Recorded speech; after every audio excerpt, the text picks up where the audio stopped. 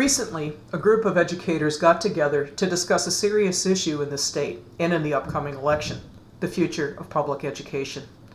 We asked them what they want voters to know before walking into a voting booth. Here's what they had to say. What I want people to know is that while Republicans are trying to convince voters that they are the reasonable voices on education funding, nothing could be further from the truth.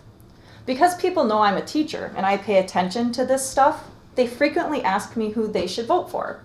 I tell them, and now these listeners, to ignore all the talk and to focus on which party or candidate's actions support public education. In my experience, Democrats have consistently shown that support. Republicans have not. For example, in 2021, after the Wisconsin GOP had cut education budgets for a decade, the new Democratic administration introduced a $1.8 billion budget to get Wisconsin schools back on track. The budget included items like increases in special education funding and investments in school-based mental health services and early childhood education that had been ignored for years. There was also additional funding to maintain the tuition freeze for UW students and an expansion of tuition assistance for low-income college students. These are all programs that support our most vulnerable students and expand educational opportunities for students that might not normally have access to those opportunities. Plus, these are investments that directly impact working families and are popular with Wisconsinites regardless of their politics. How did Republicans respond to this pro-education, pro-student, pro-working family budget? The Republican legislator responded by actually cutting $1.4 billion from that budget.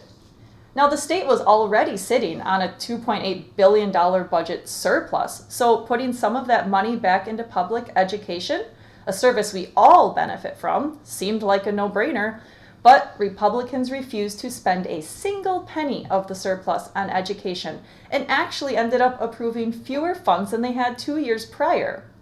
When I say ignore the rhetoric and focus on actions, this is a perfect example of Democrats trying to invest in educational opportunities for all, and Republicans undercutting those efforts. All students in schools struggle when they're not properly funded, but we need to remember that it's especially rough on our rural districts. State education funding is based in part on number of students and overall population. Since rural counties like Dorr and Kewaunee have fewer students and fewer full-time residents, they get less money from the state, but they still have the same fixed costs of maintaining schools and sports facilities. That means less money available to pay teachers and staff. Education is a calling. We certainly don't teach for the money, but teachers have grocery bills, housing payments, and utility bills like most people, so who can blame experienced teachers for moving on to bigger districts with larger budgets and better salaries? When that happens, it leaves rural schools without that experience, and it hurts our students and communities.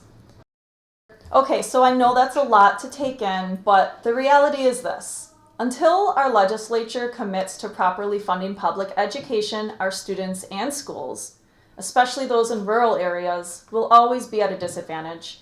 And as was already talked about, the Republican-backed voucher program is taking hundreds of thousands of dollars of funds from those already stretched rural schools and sending it to private schools.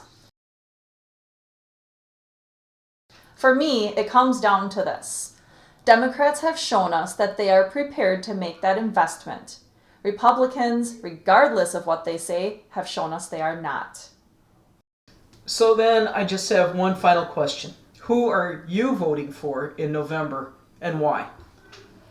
I'll be voting for Democrats because they vote for budgets that support students, educators, and schools.